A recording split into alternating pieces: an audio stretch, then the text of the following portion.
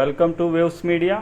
వెల్లటూరు గ్రామంలో ఇరు వర్గాల మధ్య వివాదానికి ఇల్లు కూల్చివేతకు మాజీ ఎమ్మెల్యే బొల్లా బ్రహ్మనాయుడు కారణమని టీడీపీ సీనియర్ నాయకులు నిన్నమసాని నాగేశ్వరరావు, టీడీపీ బొల్లాపల్లి మండల పార్టీ అధ్యక్షుడు హనుమా నాయకులు అన్నారు. పట్టణంలోని చీఫ్ విప్ కార్యాలయంలో జరిగిన విలేకరుల సమావేశంలో వారు మాట్లాడుతూ ఆదివారం వెల్లటూరులో బ్రహ్మనాయుడు చేసిన వ్యాఖ్యలను వారు తీవ్రంగా ఖండించారు.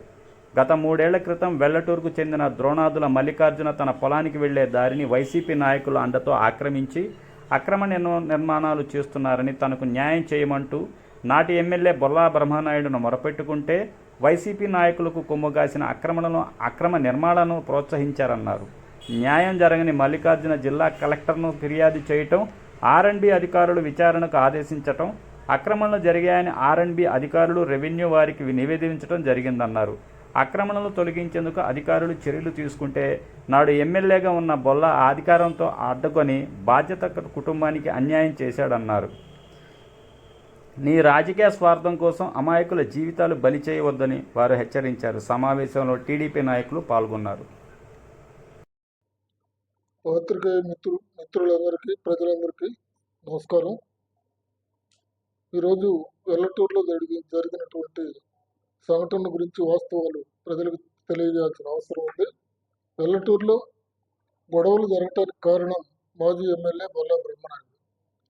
గొడవలు సృష్టించటం, వర్గాల మధ్య చిచ్చు పెట్టడం, ఘర్షణలు చేయించటం, తర్వాత అక్కడికి వెళ్ళి డ్రామాలు వేయటం బ్రహ్మనాయుడు పనిగా పెట్టుకోవటం జరిగింది.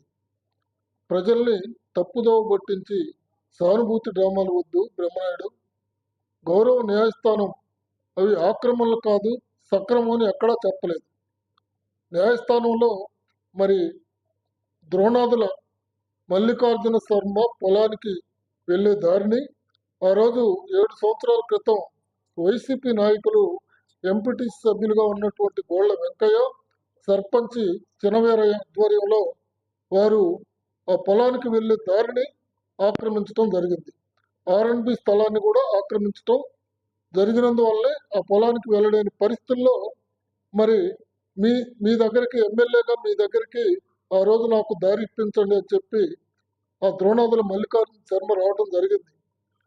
ఆ బాధితుడు మొరపెట్టుకున్న సమస్యని సామరస్యపూర్వకంగా పరిష్కరించడానికి అవకాశం ఉన్నా కూడా నువ్వు కేవలం